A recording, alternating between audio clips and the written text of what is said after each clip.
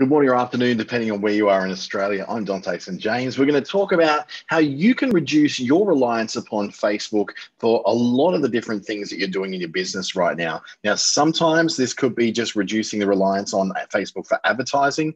Other times it could be all those other things you do use Facebook for. Let's just say, for instance, for creating a presence for your events or a place for people to RSVP. We'll be looking at some of these and other solutions you may not have considered for how to diversify yourself away from an over-reliance on Facebook for your small business. So let's get this shared and underway.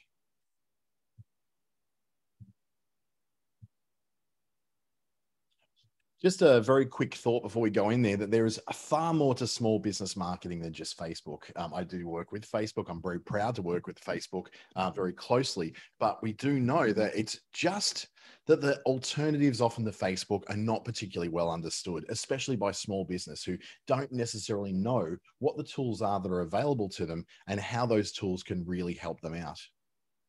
What we're going to cover today is what Facebook has essentially done to marketing and why we've become so dependent upon it, the danger of going all in on just the one platform, and how to diversify your marketing as well. This is an opportunity, I guess, to see how things can go horribly wrong. I've also got some examples a little bit later on of some businesses where it did go really wrong and what they've had to do since in most of their cases. This is brought to you by Business Station and the Australian Small Business Advisory Services Digital Solutions Program. It's an initiative of the Australian government and delivered in Western Australia by Business Station, in Queensland by Regional Development Australia Brisbane, and in the Northern Territory by Treaty Business Consulting. You can watch this a little bit later on YouTube, either through my own channel, through my name, Dante St. James, and also through Business Station, who are I guess the guys who are presenting this. So they've got tons and tons and tons of examples of how-to stuff and webinars just like this from not just myself, but lots of others as well. And before we get too stuck into it, a bit about my background: marketing and business information systems at the University of New South Wales, on top of 6 different levels of accreditation, with the Chartered Institute of Marketing from the UK, although I didn't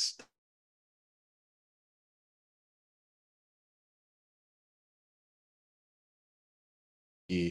I'm also doing a lot of micro credentials through HubSpot, through Google's what they call it, the digital garage system as well. So I'm always updating those when new updates do come through. I'm also a lead trainer with Facebook, Digital Marketing Australia, a digital marketing associate accredited with Facebook, as well as a media planning professional and soon to be media buyer, creative strategy and marketing science professional as well. Work with Google's Digital Springboard project, bringing some digital literacy training to people in often remote places of Australia, and the Be Connected project with the Australian government, delivering digital literacy training for seniors in our communities, as well as ASBAS, of course, and the new business assistance with NICE program delivered out of my pathway in North Queensland and the Northern Territory. Now, enough about me. Let's get this thing on the way.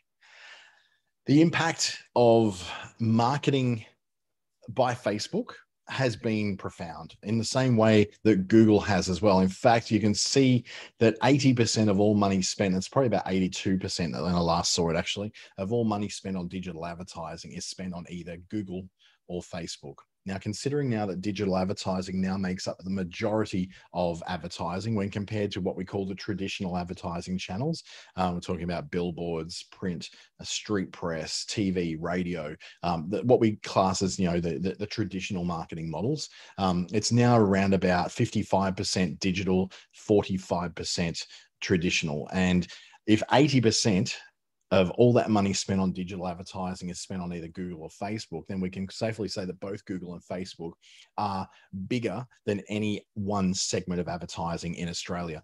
There's more money spent on Google in Australia than on television in its entirety. There's more money spent on Facebook than on the entire radio industry, which is kind of disturbing because you think of that and go, wow, there's so many communities that rely upon radio and television as part of our entertainment culture, really. So when you see that so much of that spend is concentrated into just a couple of companies, you got to think, is this really the right way we need to go?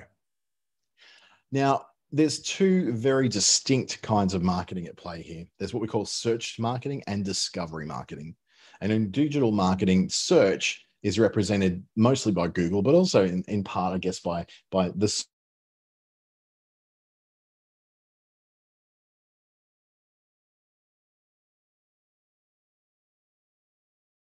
whether that's finding a business, finding a friend, finding an answer to a question, you actually make the decision to go there. You're consciously going, I want to look for this answer. I want to look for this thing. And excuse me, this cough is playing up today. Good thing I'm not traveling today. Everyone will be staring at me in my mask. You delivered ads then that are or organic results that are related to the search you put in.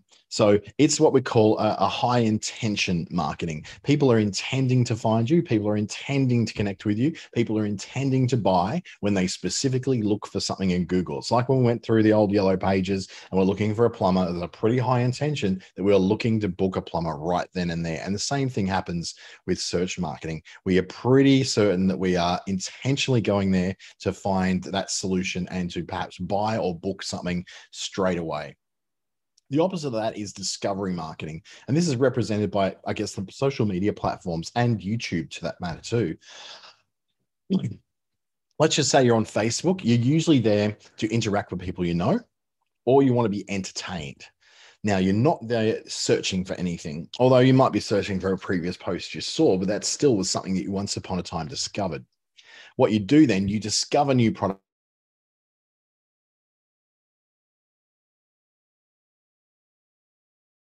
Looking for the content that comes up on your feed, but you are generally just browsing, what we used to call surfing the net, which we may be doing as surfing the, like surfing the feed these days, I suppose. So you are not specifically looking for these things. They are just coming through to you. In this way, discovery marketing is very much like the traditional marketing channels such as TV and radio, or even reading magazines and print. You bought the newspaper to get the news, but you also got the ads. You watch the television to see a show, but you also get the ads. You listen to the radio station to either hear the news or listen to the music, but you also get the ads. There's something that comes along as part of the package. So that's how these two differ. The search marketing is always around the similar things we used to do when we went to look in directories. Now we look at Google, which is the biggest directory of them all. Discovery marketing, we still, to a degree, listen to radio and watch TV. Those things have not gone away. But at the same time, we're now splitting that time between things like Facebook, YouTube, TikTok, Instagram, Pinterest, et cetera, LinkedIn, all those. So what's then the problem here is that you need to understand what it is that you're currently so reliant upon Facebook for. So what do you discover on Facebook? You discover things like new products. You discover new services that you didn't know that you maybe needed or that you didn't know existed. You'll discover advertising and promotions from businesses and organizations for workshops, online webinars, live events and shows and bands and performances and theatre and discussion forums and poetry slams and special nights at the local, wine bar where they're trying different wines. All those different events kind of things are very, very big on Facebook. You also will discover things like new ideas or new lifestyles or new fashion, new clothing, new bathroom fixtures and fittings that you may not have known before. You'll also make new and old friends. So you'll be reconnecting with people that you maybe went to high school with a very long time ago, or you're making new friends just from the fact that you've wandered through life and these people have become now part of your life. You'll also find what we call influencers. These are people that you want to follow that deliver content that you really, really enjoy. And a good question from Chris here is asking, is this the same as inbound and outbound marketing? A little bit different. Inbound marketing it's just basically something that's coming to you. So if they're coming to you, they're coming to your website, for instance. They're people who you have to pull to you. Whereas outbound marketing it's kind of like you're sending out an email and it's going out to people and it's asking for them to reply to you, or you're giving them a call, or you're sending them a sample or something like that just to get them in there. Now, the result of in and outbound marketing can be a Google search. So someone gets that piece of marketing from you, that email, that sample, that flyer in the mail, that phone call, and they'll look you up and see what's going on. Now that would be, say, the result of something like outbound marketing. Inbound marketing then comes as a result of, I guess, things like ads on Facebook, ads on Google, because they'll result in an inquiry that's coming to you. So that would be regarded as inbound marketing caused by search marketing output. Then the same thing with Facebook would be that, yes, it can lead people to inbound marketing because you're putting the word out there. So the same way you put a TV ad out there and that will result in people calling your business, or you put a radio ad out there and that results in people calling your business. That's regarded as inbound marketing. Whereas sending things out to people, I guess it's where the customer is at their part of the journey. So if we went really deeply into marketing theory here, we'd be looking at things like the customer journey, the awareness, consideration, and conversion journey. Where at the awareness stage, people don't know about you, so you have to make them aware of you. So that might be outbound marketing. Inbound marketing could be even to the degree of just the result of that outbound marketing. So there's different theories that come around this, but they all kind of sort of swim around the idea of, is it search-based, where people are on their way in looking for you, or is it discovery-based, which I suppose is you reaching out to make people aware of you? Hope that makes it clear. Thanks, Chris. Great question. Now, when it comes to where Facebook dominates, they have a very, very strong position in the market in things like events and RSVPing and booking of tickets. The ease of use of the platform, although the ads platform has got more difficult over the last few years, it's still one of the more simple ads platforms to use. And by the fact that so many people use it and so many people are able to train you in how to use it, it's continuing to be a very, very common platform that's very easy for small business, which is also where Facebook dominates. Facebook and Google and small business are just best buddies. Now, Facebook, more so in recent years, has become more dominant in the small business space because Google ads have become increasingly expensive. Google ads tend to be dominated in certain areas for big business. So, for instance, you're looking for pest control, you can guarantee that the pest control franchises are going to be buying up all the costs per click and the highest rate in every market they possibly can as part of what they do for their franchisees. Small businesses can find that very hard to push through to. Even if they outbid the big franchisor, the franchisor is going to come back and outbid them to a point where it's going to force the small solo business and the independent business to have to pull back on their spend a lot. When it comes to sole traders, Facebook is without peer. It is where just about every coach, therapist, massage therapist, consultants, all those people will tend to advertise. That's largely because it's disproportionately cheaper than what its reach would say. So we might go, oh my God, it's going to cost me $100 a month to do this advertising. But that same sort of advertising on television, for instance, would cost you $2,500 a month, or on radio might cost even more in regional areas because of the presence that radio has in markets. So when you start to look at that kind of stuff, you go, okay, that $100 a month is really very small fry. And if that's all you can afford, there's really only one platform that's going to get you anywhere, and that's Facebook. The sales funnel creation is where I think things like Facebook and the social networks come into their own. The sales funnel is based upon those three stages: the awareness, the consideration, and the conversion. I wish I had some screens for this because I usually do have that. But in the awareness, it's your potential customer knows nothing of you, doesn't even know they need you. The consideration is that they're in that point where they do need you, but they are shopping around for alternatives on top of you. So you then have an opportunity to re-engage with them or further educate them on your products or your services, so they then understand why they should choose you. And finally, in the conversion stage is where they choose you. Now, different platforms seem to sit in very different parts of that funnel. So you would say that Google tends to sit at the bottom of the funnel. That's where people are specifically looking for either you or what you do, and hopefully you will show up in those search results. Facebook sits in all areas of that funnel, but particularly in the upper levels. So it sits more in the top of the funnel, which is the awareness stage, where people discover your brand, people discover what you do, people understand what it is you do, but they may not need you yet. But then if they've watched half of your video, there's nothing stopping you from, and this is the next big thing where Facebook dominates, is retargeting that ad. So if someone watches half of the video, That's a 1-minute video you've made in your ad, and then someone's watched half of it, then you can retarget that person who watched half of your video with another video. So now they're aware of you, they know who you are, they know what you do. Now you can build on that hunger by tomorrow delivering them another ad, or even within the next 2 hours, delivering an ad that pushes them a little bit further and closer to you as an option.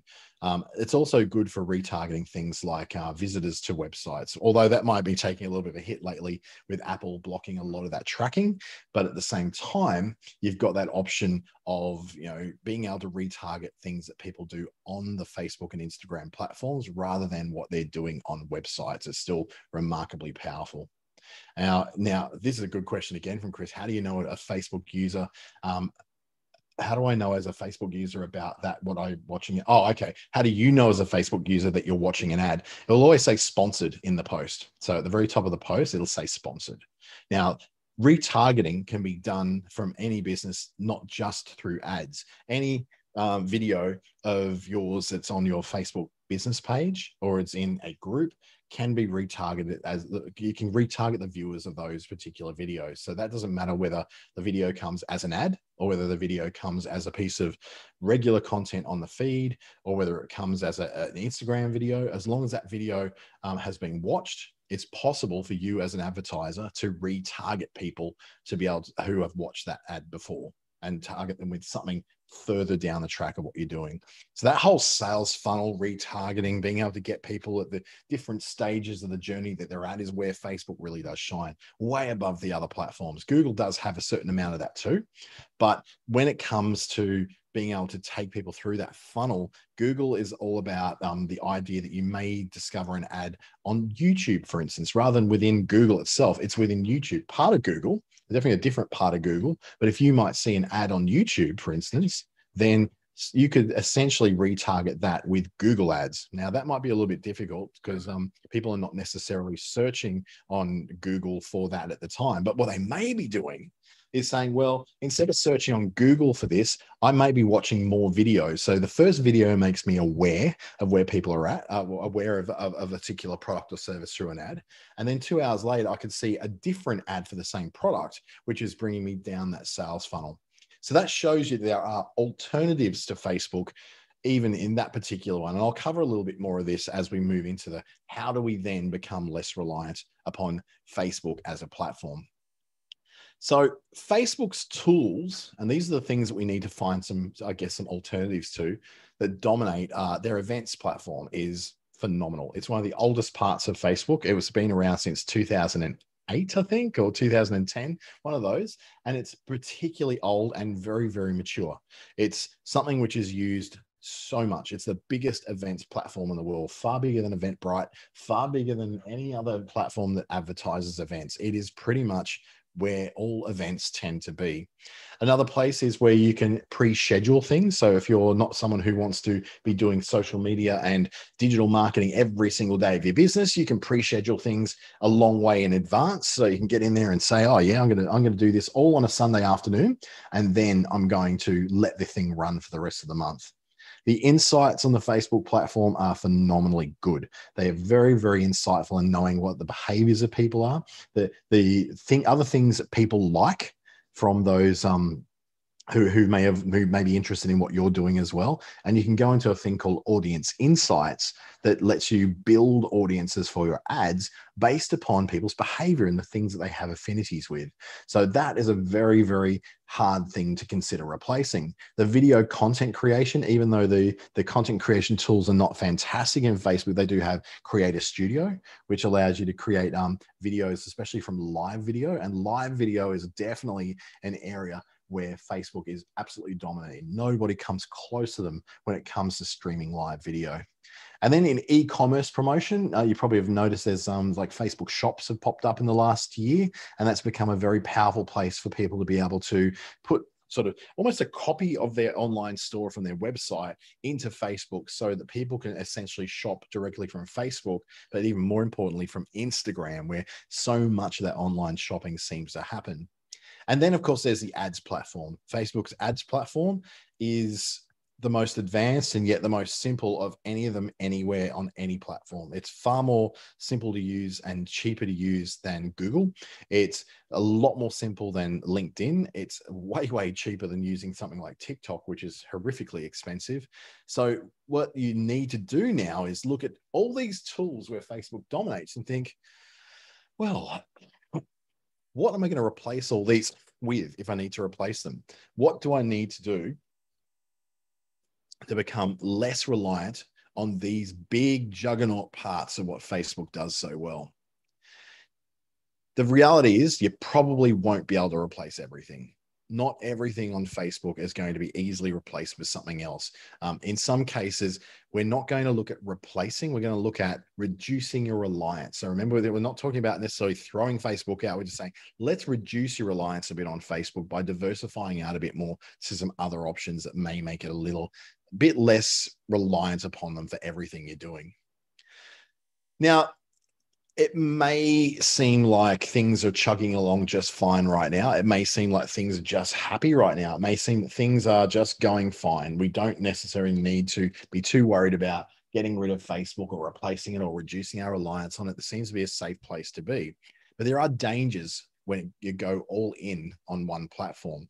And some of those dangers are that some of the previous tools you got used to and found particularly useful are now ripped away from you.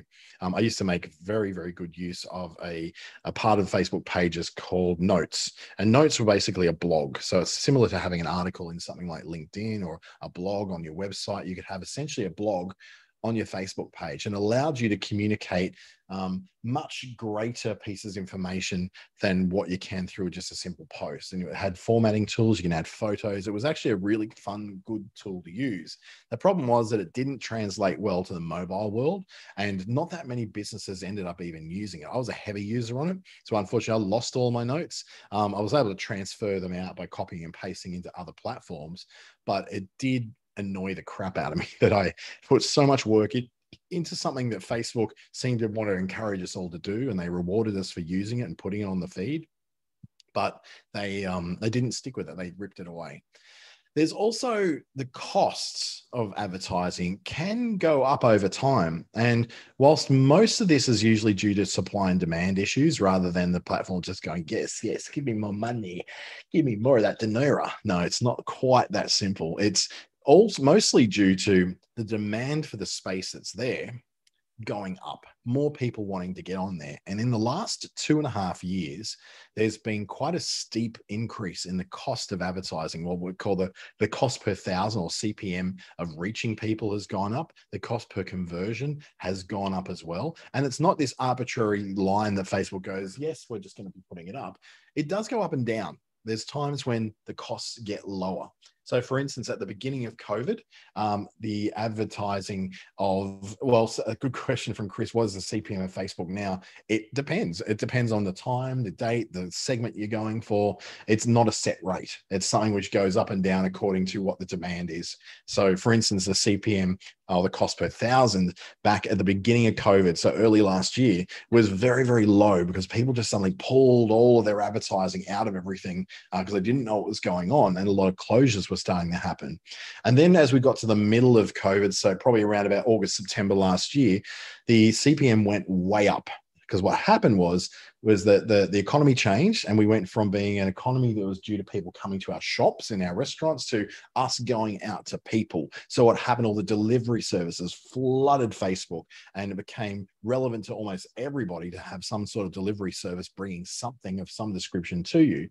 Supermarkets increased their advertising. A lot of the what we call survival products, they start advertising things like extra NBN and extra data for phones, and phone companies also started advertising. And what happened is that we also saw a big increase of big name advertisers coming into the market. So by big name advertisers, I'm talking about, people like Maya, Kmart have come onto social media in massive numbers, particularly onto Pinterest, funnily enough, that Kmart's putting a lot of attention right now. And then there's others who may have, started to go onto Facebook again for the first time. In the case of a lot of small businesses that started the work from home thing, they started running their businesses, consulting, coaching, the sort of things I do. We started advertising a lot on Facebook. So with all those people, the CPM went up, up, up, up, up, up, up, and the cost of conversions went up, up, up, up, up, up. And then the actual conversions we're getting, the reach seemed to be getting lower for that higher amount of money. Now, that for me changes every month. But my average ad spend on Facebook is about $7,500 a month for my various businesses that I run. And the CPMs and the cost of that go up and down and up and down all the time. I can always predict what I'm going to spend because my budget's my budget, but I can't predict what that's going to buy me. Some days that might buy me 32 conversions and 6,000 impressions. But then other days it might buy me 10 conversions and 12,000 impressions. So it just depends on how desirable my products are or how desirable my services are on any one day of the week. It will go up and down. So if you need that very, very predictable view of what you're going to get every day, this is on a very high demand platform like Facebook or even Google, you're going to find that you don't have that predictability. You can predict how much you're going to spend, but you can't always predict what your outcomes are going to be simply because it is a supply and demand auction-based way of advertising. Another area is that previously free things can become paid. And I found this with things like pieces of software, not so much the platforms, but the software that I use for different things can become a little bit crowded out with free trials and freemium. So you get a basic version for free and then you have to pay. Or when those companies suddenly have investors saying, okay, mate, you now need to start making money for us. And we saw this, I guess, in Uber. Uber got very expensive this past year. It used to be the cheap version of getting around. It was very handy. And then suddenly the price went up. So for instance, going to the airport in Darwin, where I'm based, usually cost about $22. It suddenly became $32. So it went up a whole $10 almost overnight. It has not come back down again. At very peak times, it can actually be up to $80 each way to get there. And sometimes I just don't have the option because the taxis aren't around. There's no more Ubers. There's not really a lot of different choices. And even if you went to another ride sharing company, they all the same drivers. They all drive for all the different networks. So it's not going to make a difference which one you go with. It just might make a difference on, how much you get paid for it. And naturally, people, the drivers are going to go with where they're going to be paid more. If surge pricing is on Uber, but it's not on with DD, for instance, then they're not going to pick up the DD person. They're going to pick up the Uber person. So you're going to wait even longer. So just like that, what you thought might have been free or cheap has suddenly become expensive or just paid. And that can happen with the platforms as well. We used to have things such as the ability to be able to create articles, for instance, in LinkedIn back in 2014 was only offered to a very limited amount of people. When I did my first one, it got delivered to 42,000 readers within a few days. And I was like, holy crap, this is amazing. So I kept making content, 37,000, 64,000. And then all of a sudden, a month later, I was getting 22 reads, 44 reads. It's like suddenly everything changed because they were no longer rewarding these early adopters. They just went, now you're in with everybody else. Everyone can do this now. And because of the huge, massive stuff coming into the platform, then my stuff just got pushed aside as the celebrities like Bill Gates and Elon Musk and all those guys started contributing to the platform. And they're a lot more famous than I am. There's also like changing audiences. People move around platforms just the same way that people are not online 24 hours a day and are not interacting as much overnight as what they are during the day, for instance. Then you'll find that changing audiences also ebb and flow. They'll come and they'll go. Whilst Facebook's overall audience has increased over the last year, that's largely to do with the fact that Facebook's a great community tool. It's really, really good at connecting people together and getting news out of that. But that audience could change. They could become sick of that. Video watching on Facebook has decreased, whilst more people are now watching video on TikTok. For instance, a great place to go and watch video if you want to be entertained for an hour, just watching constant different things coming through. I think in one of the movies, I saw a very, it would have been something like, like Blade Runner or that kind of movie. It was a thing called a blipvert, which was such a short advertisement that was so quick and got into your brain and actually caused problems in your brain. You start to think that's almost like TikTok. It's such short stuff, which is so impactful and really gives you that shot of feel good hormone that's going to make you want to keep watching, keep watching, keep watching. It becomes quite addictive. Now, they all do it. Facebook, Instagram, LinkedIn, everyone is optimized to get you on there for longer. But those audiences, they come and they go. At the moment, there's a big drift of people away to watching video on TikTok as opposed to watching video on Facebook. What you find, there's mostly a younger audience flowing out, but there's older people who are also now sharing their time. More time is spent now watching video on TikTok than what there are people who are spending time on Facebook. Facebook is not the number one social media network in terms of the amount of time people spend on it. In fact, it's about number 3. So number 1 is YouTube, followed by TikTok, then followed by Facebook. That's time spent on. The amount of people on them, then you're looking at the biggest audience of all naturally is Facebook, but YouTube's not far after that. And then it's quite a big drop till you get down to things like Instagram, LinkedIn, TikTok, those kind of things.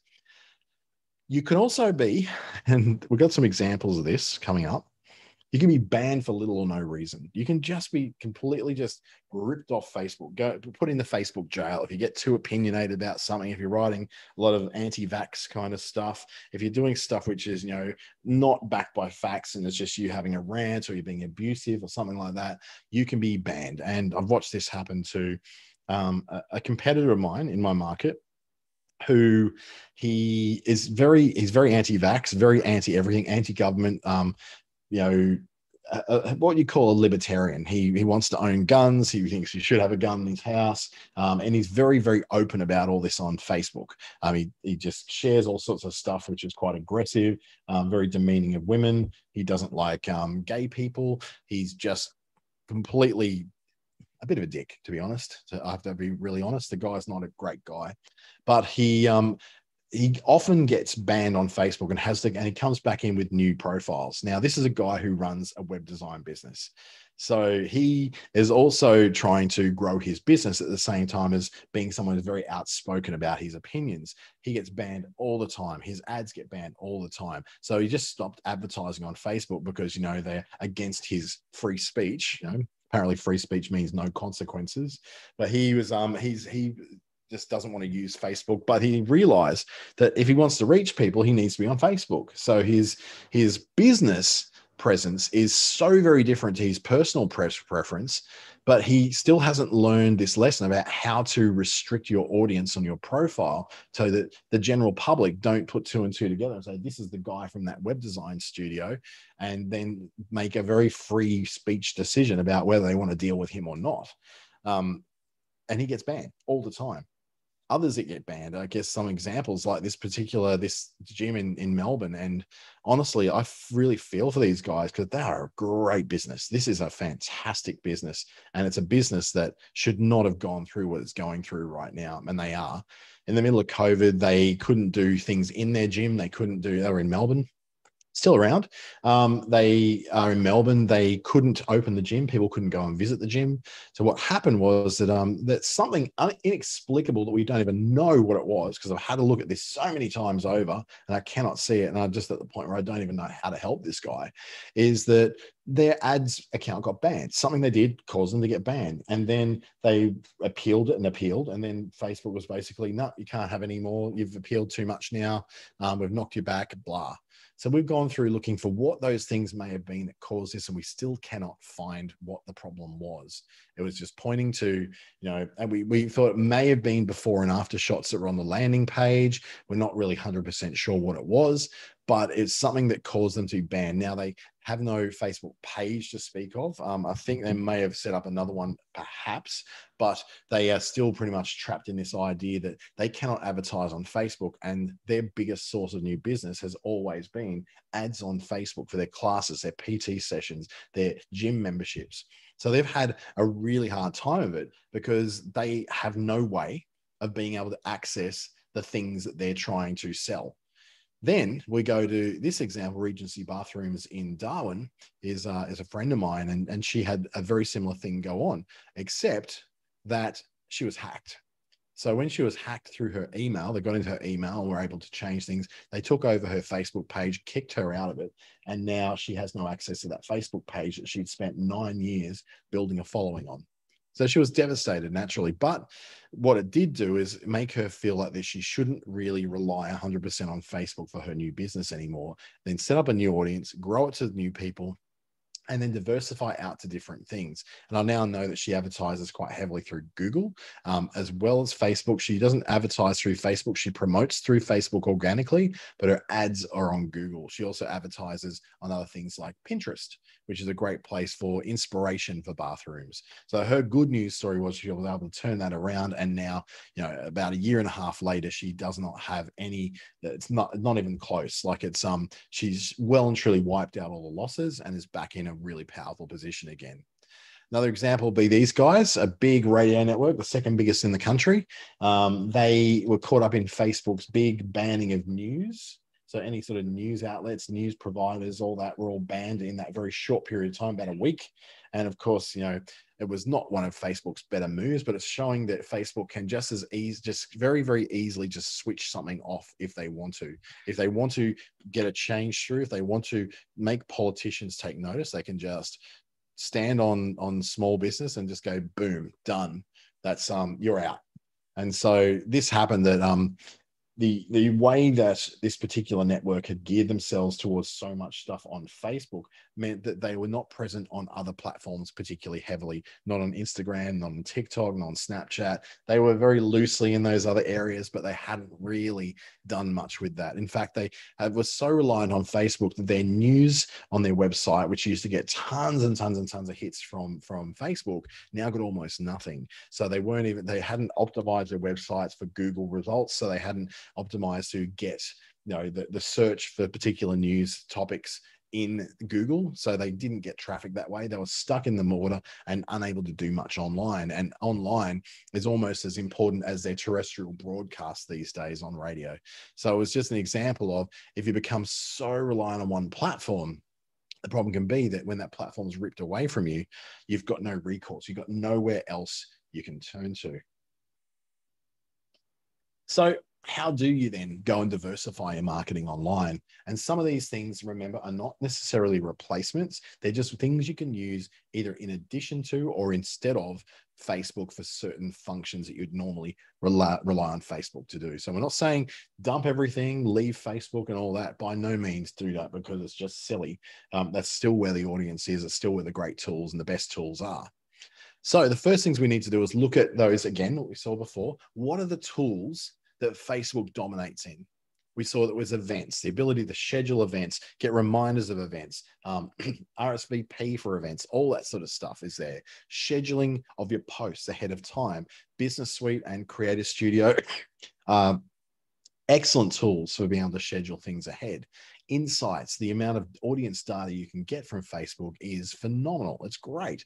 The content creation tools such as Instagram, Creator Studio as well for making video, for doing live video, it's pretty much second to none. It's a very, very good one to do. E-commerce promotion, where you've got an actual front end shop on Facebook and Instagram where people can tap on things, go through your website and buy that product in 1 or 2 taps.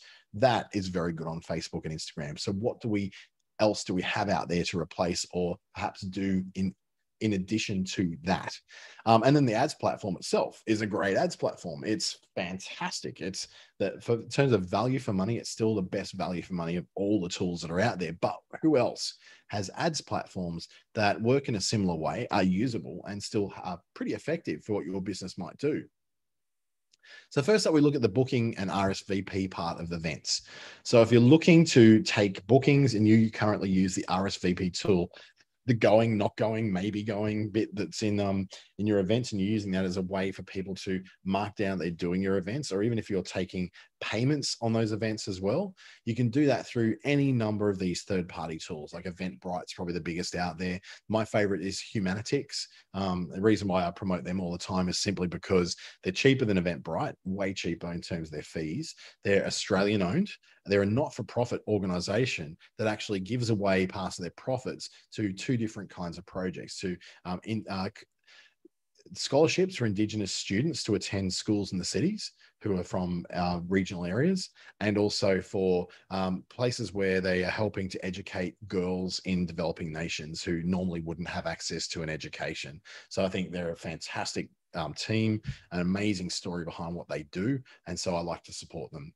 Local Tickets is actually owned by Grant Broadcasters, who we're just looking at. So they have their own ticket system that's things like, if you're in Ballarat, it's Ballarat tickets, it's Geelong tickets, it's Perth tickets, Darwin tickets, townsvilletickets.com.au. So they've got the local versions of that all over the country. And then Sticky Tickets is one of the more simple ticket systems, which has also got fairly low fees as well. So there's lots of options for taking the booking and handling things like RSVPs or even payments for those things. So you don't necessarily need Facebook for that bit.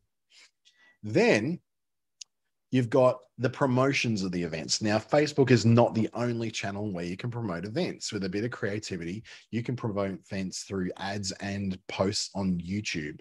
You can do it through, especially if you're very creative and you know how to be very attention grabbing in very short videos. TikTok's great for that. You've got up to a minute to work with in TikTok. You've got up to 30 seconds in Instagram Reels that you can use.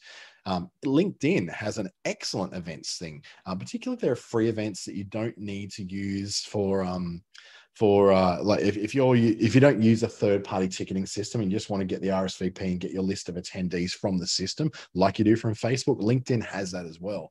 Mind you, though, I guess that on LinkedIn, it's more so that people are looking to do this as part of a business or personal, not so much a personal development, maybe professional development stuff on LinkedIn. Personal development and personal interest and entertainment probably doesn't go down so well on LinkedIn. That's more of a Facebook thing. But just if you're someone who does do professional development stuff, webinars like the ones that I do here, then LinkedIn's a great place to find out about those things, because that's where all the business people are. People interested in business stuff are all out there. And Twitter itself, you can use as just a feed where you can fire off information promotions about what you're doing, using tagging people in it, and I guess to a lesser degree, hashtagging different things in there that people may be searching for in your local area. But I think when it comes to, the events promotion, Facebook is still very, very good. It's very, very good at being able to very simply boost out that event to lots of different people to notice, rather than these other ones, which you may have to stretch a bit further and a bit more creative to make it work for you. So while you might not be able to completely replace it, it may be something you can do in addition to Facebook, therefore becoming a little bit less dependent. For me, the events on Facebook are probably less than 30% of where people come to my events from. About 60, no, not that, about 40% maybe would come from the Business Station website, because that's where they've been trained to go to. So you probably found yourself and you went through there. But then a whole lot of people are now coming to my webinars through LinkedIn, because I'm putting them on there and inviting people in the areas that I cover. So Queensland, Northern Territory, Western Australia, all those three areas I promote to my following, and then they can then promote out to other people in their areas, because the things I do are free. Ads platform wise, the closest that you can get to the Facebook ads platform is probably Google and LinkedIn have very, very similar ads platform. In fact, LinkedIn's is very, very, very similar to Facebook's. All the terminology is the same: the awareness, consideration, conversion stuff, the campaign, the ad set, the ad. They're all the same terminology, really. They've kind of taken what's great about Facebook's platform and copied it into LinkedIn. Google, very, very different, I guess, because when you're advertising, you're not advertising to the discovery, to people who have not yet heard of you. You're advertising to people who are is looking for exactly what it is you do. So if you are a gym and a personal trainer, then you are somebody who is being looked for when someone looks for gym in South Perth or gym in Gold Coast, something like that. So you're part of those search results. So it's a very, very different kind of ads platform to what the social networks are, where people don't know who you are and you're making them aware of you and what you do, and that they may need what you do for the very first time. TikTok's ads platform is not complex, but it's very expensive. The least amount of money you can spend advertising on TikTok per month is $3,000. That's the lowest level of advertising on TikTok. Madness, hey, $3,000 a month. What kind of, like, I don't spend that much, or I spend a lot of money on advertising, but I don't spend that much, I guess, on something like TikTok, where not many of my audience would be. So that's not going to be an option for most people. It's mainly big brands, high volume e-commerce websites, those kind of things that are trying to insert themselves into the buying of the impulse buying of large numbers of cheap products. Tends to be really good for TikTok, because let's face it, if you spend $3,000 a month, but you're selling $20,000 worth of stuff, then that's probably a good result. Like it's what, not a 30, about 15% ad spend, 15% spend on your ads for what the return's going to be is a pretty amazing result. Twitter has a very similar ads platform to Facebook as well. So you can advertise as promoted tweets, that kind of thing. The only problem I would say that in Australia, we do not have a huge amount of people who are on Twitter. We're not a Twitter nation, not in the same way that the US is, or even Canada is a lot more Twitter oriented. And the audience that tends to be on Twitter is not particularly young and high consumption. They tend to be middle-aged men, particularly middle-aged white men, journalists, news people who are looking for breaking news to sort of find out ideas of what's going on. So you start to realize why so much news media is geared towards that particular audience, is because they're relying upon that audience to give them their feeds to new news as it's happening in their towns and suburbs and cities. YouTube is part of Google's ad platform. So you go to Google Ads to be able to do YouTube ads. It's the video ad version of Google Ads. Now, the difference is that you have to make that creative video. So it has to be about 15 seconds long at the longest. You don't have much longer than that. Otherwise, you can get skippable. So you can have longer, but the skip now button comes up. YouTube ads are probably the most hated of all ads on any platform anywhere. And you'll find that as many people as they can try to block ads on YouTube when they're doing it. So they're not very popular. But I won't say they're not effective, because YouTube is my equal highest ads platform that I use for my clients.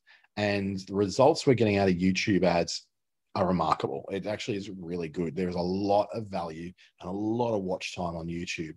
So the ability to be able to find an ads platform that reaches people who are video oriented and are there to learn something, to see something, to enjoy something, it reaches people. It's like television.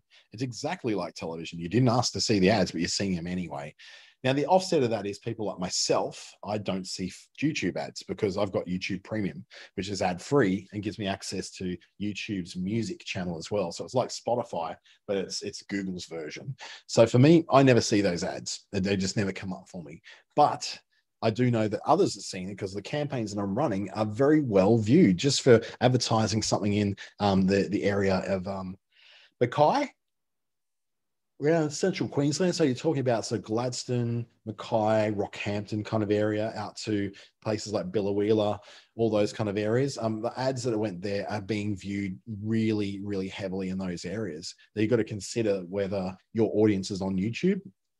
Consider also, though, that the amount of people in Australia who are on YouTube is about the same that are on Facebook. So we definitely know that there's people watching this stuff, and they're going to see these ads, particularly if you, if they're in areas where there's not a lot of other options for entertainment. Let's put it that way, boring places. Chris has just asked if a YouTube ad, do you have to pay if people skip your ad? So what it is, they can't skip your ad when it first comes up. It's just when it goes to that 15 seconds, it's unskippable. Then if your ad is 30 seconds long, you still pay for that 15-second view. So as long as they've viewed part of that ad, so the idea would be to make sure that your video ad is front loading all the important stuff, like your brand, your offer, the why they should buy it, whereas the back end of the ad is a bit more fluffy. It could be more details. So make sure that the very compelling information is all front loaded into the first 15 seconds of that ad. There's different levels, like you can be in skippable ads, which costs a lot less to be on there. And that's where someone can just skip the ad regardless of the time. It goes for like 5 seconds, they can skip it. The 15-second skippable though is where most of the action is. And that's the stuff where you're going to get the best value and the best viewing. Just make sure though, that all that compelling information that you need to put across is in the first 15 seconds of your 30-second ad, if that's how long the ad is that you're putting forward on there.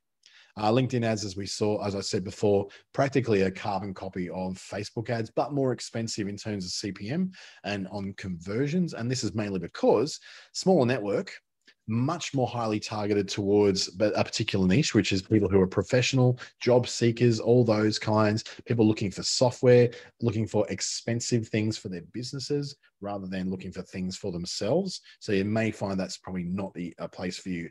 Instagram, on the other hand, is part of Facebook, but you can run a sponsored post, a promoted post, as it's called, on Instagram without the full Facebook ads platform. Although that's getting integrated more and more in some cases, people have had their accounts upgraded to a point where they cannot any longer do it through Insta. They have to do it through Facebook ads or through Business Suite.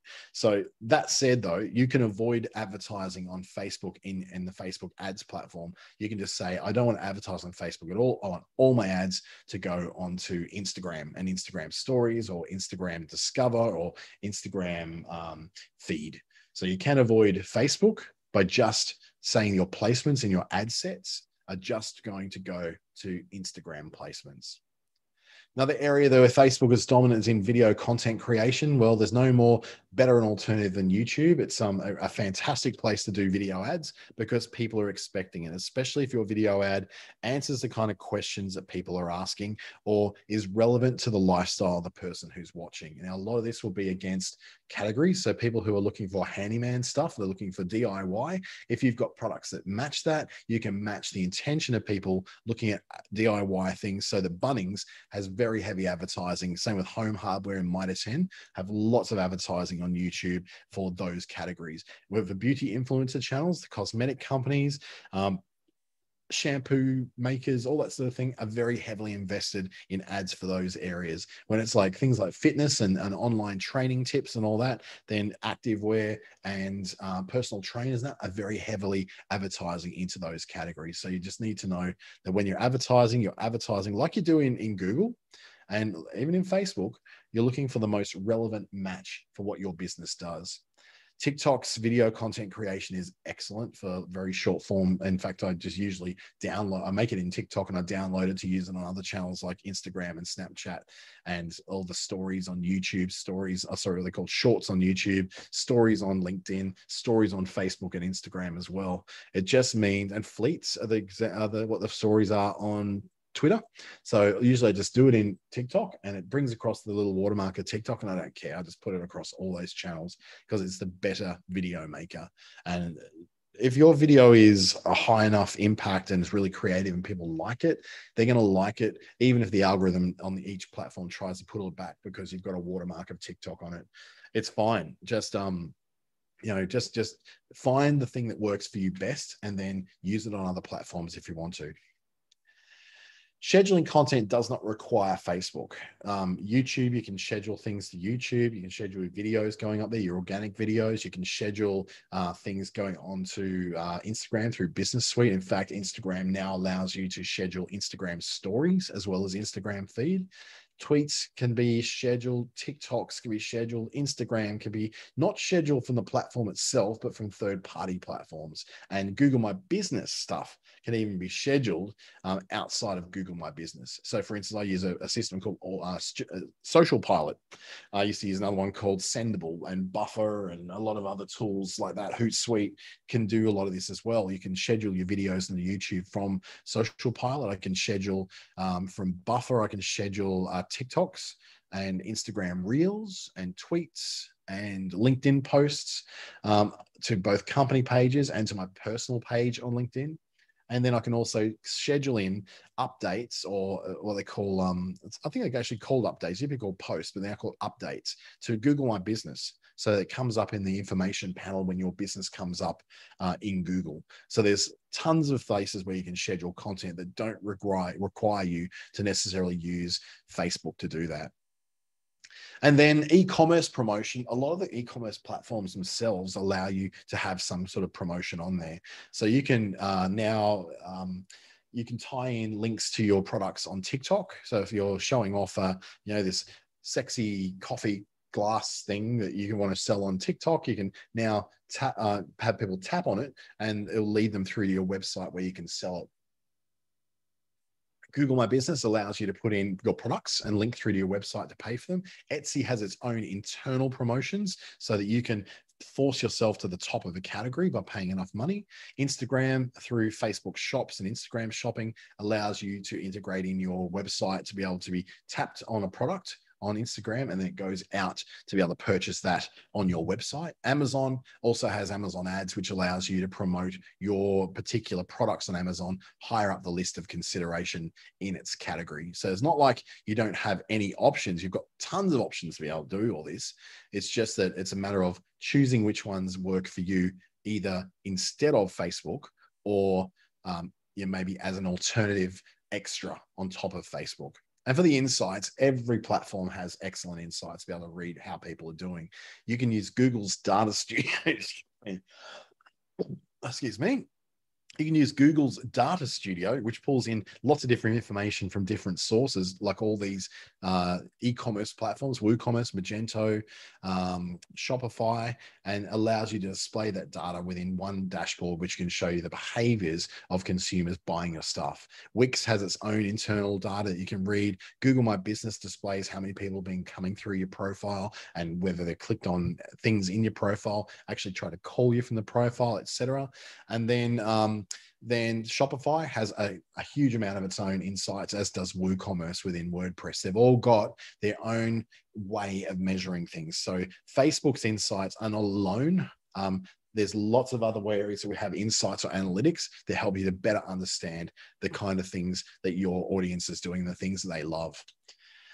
So that brings us to the end of, I guess, a bit of a look at all the different options you have of where to find different alternatives or additions to your marketing solutions. The things that you might not have considered before are actually possible because you've got the chance now to not just use Facebook products, but to go a little bit further out as well.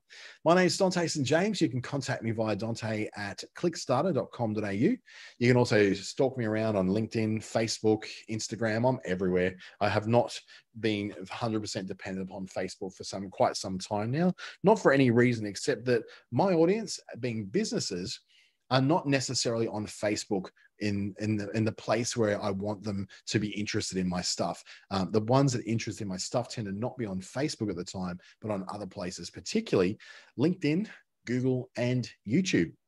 Thank you very much. I hope you've learned something today, and please let us know if there's some other things you'd like us to do over the next month. I've already scheduled a whole bunch of months stuff going, but in the meantime, I hope to see you in the next webinar we do very shortly.